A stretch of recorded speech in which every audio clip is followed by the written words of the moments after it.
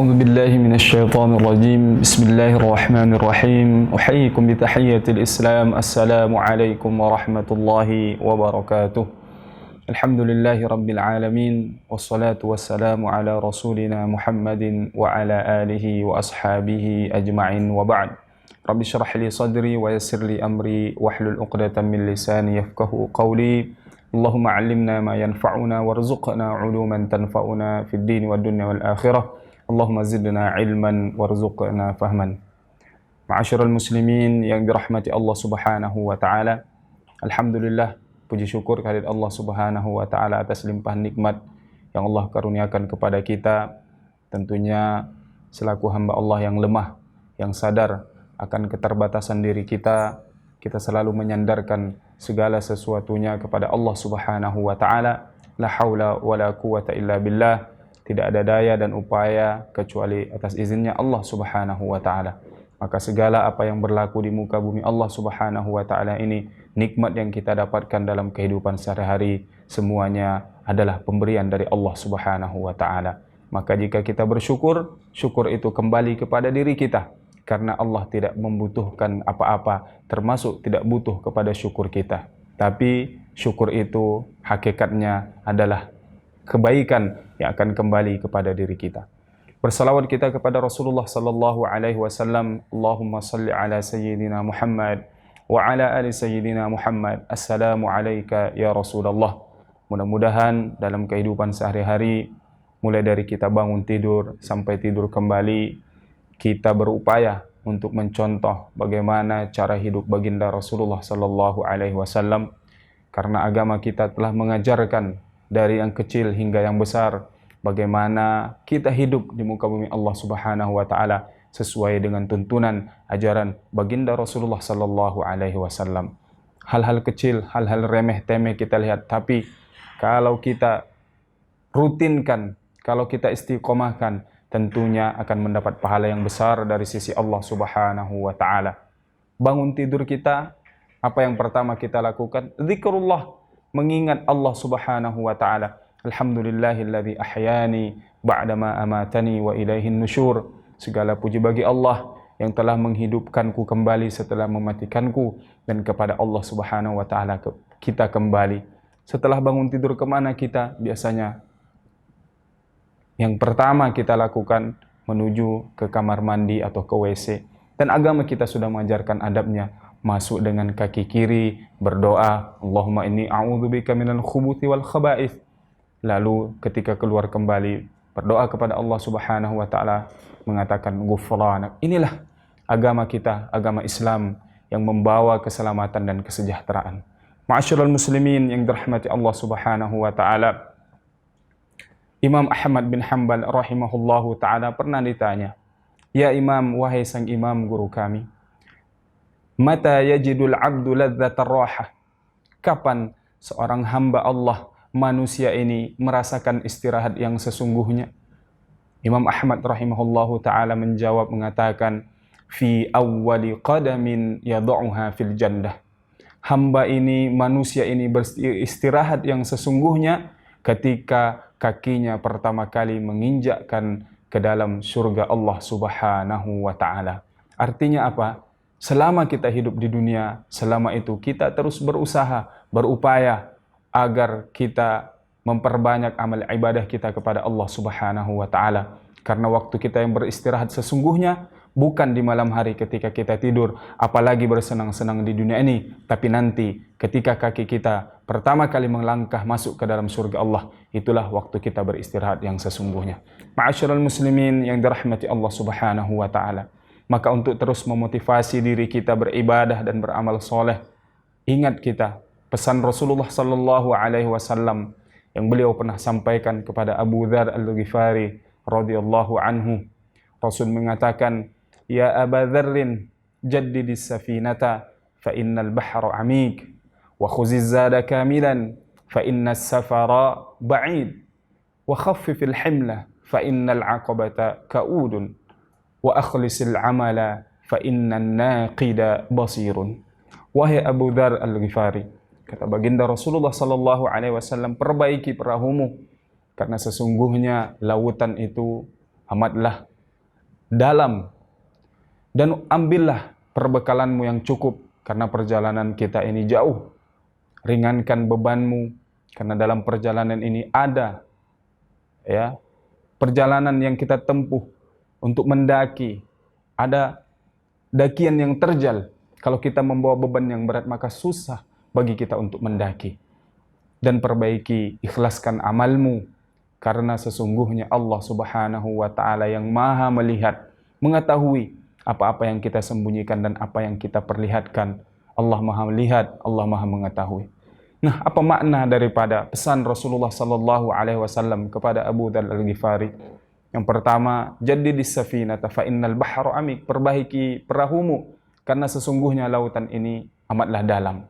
Di sini Rasulullah sallallahu alaihi wasallam ingin menyampaikan bahwasannya perjalanan menuju kehidupan akhirat itu ada yang seperti melewati lautan yang luas, yang jauh tidak bertepi, yang dalam tidak terkira. Ada juga perjalanan menuju kehidupan akhirat ini sangatlah jauh. Bagaimana nanti kita di padang mahsyar dikumpulkan Allah Subhanahu wa Ta'ala. Lama kita menunggu di sana, lama antrian di sana. 50.000 sanah, 50.000 tahun lamanya. Seperti kita ketahui bahwasanya perbandingan satu hari di akhirat itu 1000 tahun di dunia. Maka sangat lama perjalanan kita menuju kehidupan akhirat. Dan selanjutnya Rasulullah ingin menyampaikan kepada kita bahwasannya perjalanan menuju akhirat itu juga akan melewati perjalanan yang terjal, sehingga kalau kita membawa beban yang berat yang akan kita pertanggungjawabkan di hadapan Allah Subhanahu wa Ta'ala, susah kita untuk mendaki. Maka khaffifil himla, ringankan bebanmu. Dan yang terakhir, Rasulullah ingin menyadarkan kita bahwasannya amalan-amalan yang diterima oleh Allah Subhanahu wa Ta'ala adalah amalan-amalan yang ikhlas, amalan-amalan yang benar-benar kita mengerjakannya hanya mengharap ridho Allah Subhanahu wa Ta'ala, bukan mengharapkan pujian, bukan mengharapkan sanjungan dari orang lain, tetapi benar-benar murni mengharap ridho Allah Subhanahu wa Ta'ala. Maka jamaah yang dirahmati Allah Subhanahu wa Ta'ala, jaddidis safinah, perbaiki niat. Setiap kali kita ingin beramal, maka perbaiki niat kita. Ketika kita ingin memasukkan uang ke dalam kotak infak, ingat bahwasannya ini lillahi subhanahu wa ta'ala. Ini karena Allah Subhanahu wa ta'ala. Ketika kita menyerahkan uang ke pengurus masjid untuk nama kita dicatat di papan termasuk orang-orang yang berkurban pada tahun itu, ingat bahwasannya ini lillahi subhanahu wa ta'ala. Agar apa yang kita kerjakan benar-benar berbuah pahala di sisi Allah Subhanahu wa ta'ala. Jangan sampai nantinya kita di akhirat diperintahkan oleh Allah Subhanahu wa ta'ala, disuruh kita pergi cari orang-orang yang engkau tunjukkan amalanmu kepada mereka agar engkau mendapat pujian. Cari kepada mereka, apakah engkau akan mendapatkan sesuatu balasan dari mereka? Tentu tidak, karena kita sudah mendapatkannya di dunia. Kita ingin dipuji, ingin disanjung karena amalan kita. Orang-orang sudah menyanjung kita di dunia, maka tidak ada apa-apa yang kita dapatkan di sisi Allah Subhanahu wa ta'ala. Yang kedua, kata baginda Rasulullah sallallahu alaihi wasallam, khaffifil himla fa innal aqabata kaudun. Ringankan beban yang kita bawa menuju kehidupan akhirat ini, karena ada jalan terjal yang akan kita daki. Kalau kita mendaki dengan membawa beban yang berat, maka kita akan kesulitan. Maksudnya apa? Rasulullah dalam riwayat lain pernah menyampaikan bahwasannya ketika berjalan bersama Abu Dzar Al-Ghifari juga menyatakan bahwasannya ada di antara kita, wahai Abu Dzar, yang membawa beban yang berat untuk dipertanggungjawabkan di hadapan Allah Subhanahu wa ta'ala. Maka salah seorang sahabat bertanya, "Ya Rasulullah, apakah aku ini termasuk orang yang membawa beban yang berat atau membawa beban yang ringan?" Maka Rasul bertanya kepada sahabat itu, "Apakah engkau punya makanan untuk dimakan hari ini?" Sahabat itu menjawab, "Ada ya Rasulullah." "Apakah engkau punya makanan untuk dimakan esok hari?" Sahabat menjawab, "Ada ya Rasulullah." "Apakah engkau punya makanan untuk dimakan esok lusa?" Sahabat itu menjawab, "Tidak ada ya Rasulullah." Rasul menyatakan, "Ketahuilah bahwasanya orang yang punya perbekalan di rumahnya untuk makanan 3 hari sudah termasuk orang yang membawa beban yang berat di hadapan Allah Subhanahu wa ta'ala." Inilah ma'asyiral muslimin yang dirahmati Allah Subhanahu wa ta'ala, bagaimana agar harta yang kita miliki itu kita kembalikan kepada Allah Subhanahu wa ta'ala, agar menjadi tabungan kita di akhirat nantinya. Selanjutnya Rasulullah sallallahu alaihi wasallam katakan akhlisil amal, ikhlaskan amal. Ya, karena di antara syarat dikabulnya, diterimanya ibadah kita ada dua syarat utamanya. Yang pertama ikhlas karena Allah Subhanahu wa taala, yang kedua amalan itu sesuai yang disyariatkan oleh Rasulullah sallallahu alaihi wasallam. Jangan sampai di akhirat kita termasuk orang-orang yang disampaikan atau diceritakan oleh baginda Rasulullah sallallahu alaihi wasallam, kam min shaimin laysa min siyamihi illa al-ju' wal 'atas. Betapa banyak orang yang berpuasa tidak mendapatkan apa-apa kecuali hanya lapar dan dahaga saja. Kam min qaimin laysa min qiyamihi illa ta'ab. Betapa banyak orang yang salat malam berdiri ataupun melaksanakan salat sunnah tapi dia tidak mendapatkan apa-apa kecuali hanya lelah dan letih saja, karena dia tidak ikhlas kepada Allah Subhanahu wa taala. Rubba amalin qalilin yukabbiruhu an-niyah, atau rubba amalin sagirin yukabbiruhu an-niyah, wa rubba amalin kabirin yusaghiruhu an-niyah. Bisa jadi amalan itu nampaknya besar, tetapi karena tidak ikhlas dia kecil di sisi Allah Subhanahu wa taala. Sebaliknya, bisa jadi amalan itu kecil tapi karena ikhlas besar di hadapan Allah Subhanahu wa taala.